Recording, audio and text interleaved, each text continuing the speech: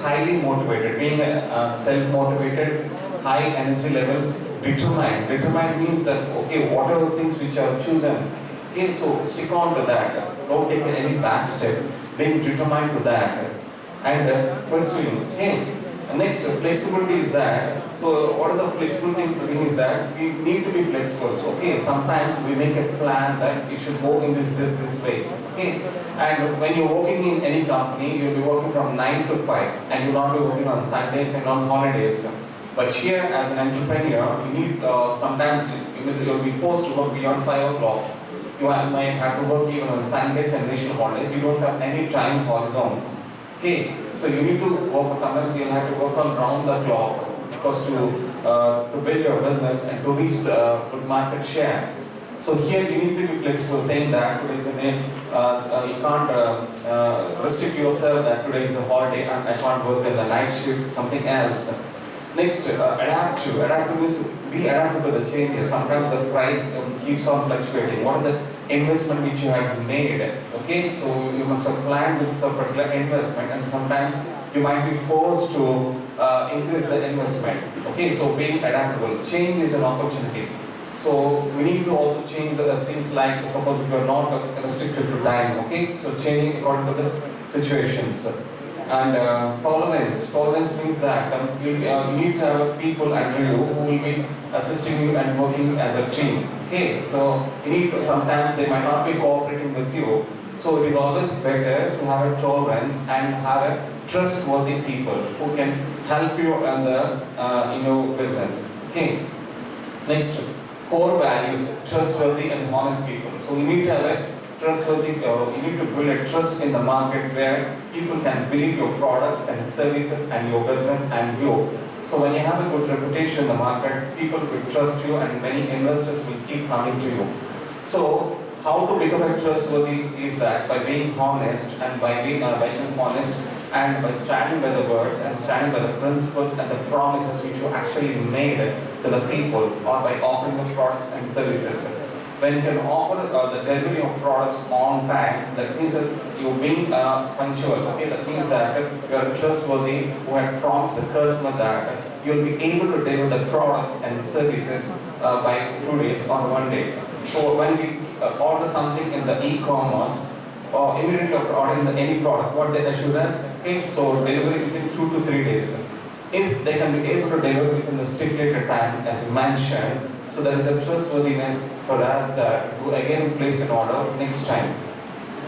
And problem solving. Okay, so what is the problem solving is that? So solving the problems of the employees under you and meeting the solving the problems of the customer. So many times the customers are irate customers who come complaining, who are sometimes aggressive.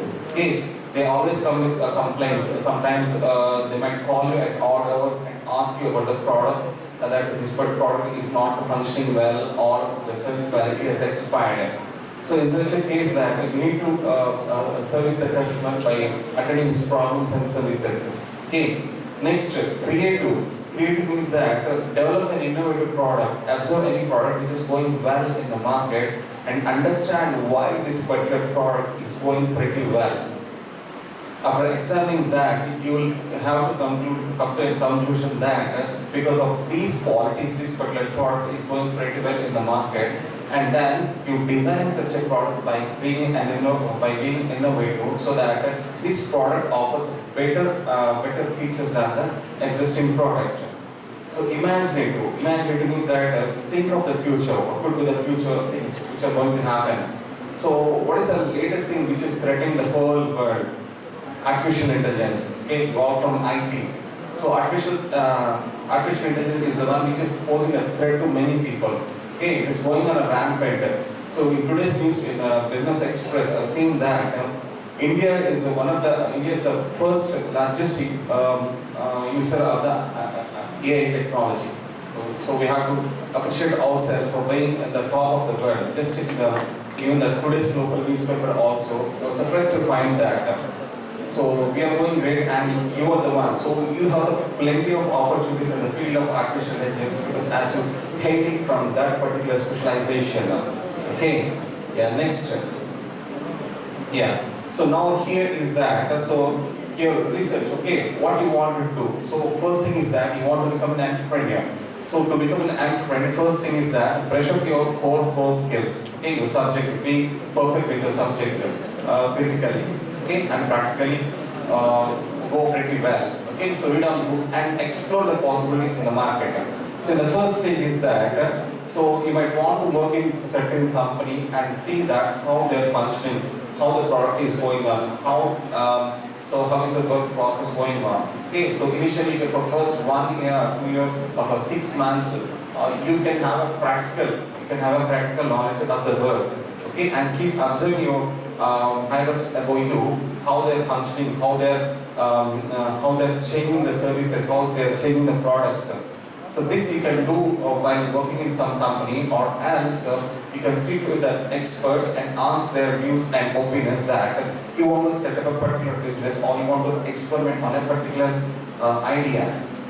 So this is the process. In this particular process, in the research process, what you'll be doing is that either you can be an employee working in a particular company where you'll be having a practical experience, and you will be an observer what your higher authorities are doing and how they're launching a new products or innovative products.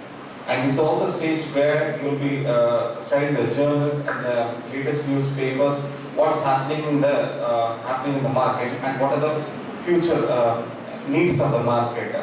Okay, and here is that. So you develop the concepts. Okay, imagine the future. So right now AI is going to pretty well. And if you can think on that particular, okay, to set up any business with AI, okay, so the first thing is that be prepared with all the concepts of the AI, how you can best practically implement that. And next is that design a product or a business in such a way that it will be going pretty well in the market. So right now you are at this particular stage, so till you complete the course, keep on being in this particular stage.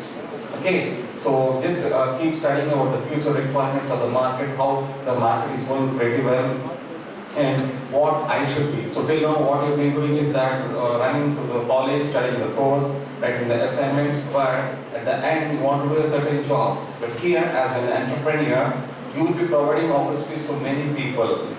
Okay, so I'm very much sure that many of you sitting over here will be future entrepreneurs, CEOs, MDs, where many people will be working under you. So remember this day in your diary and make a note that surely someday or the other, there will be people working under you, where they'll be seeking your appointment, where they'll be seeking employment under you. So you'll be in a good demand.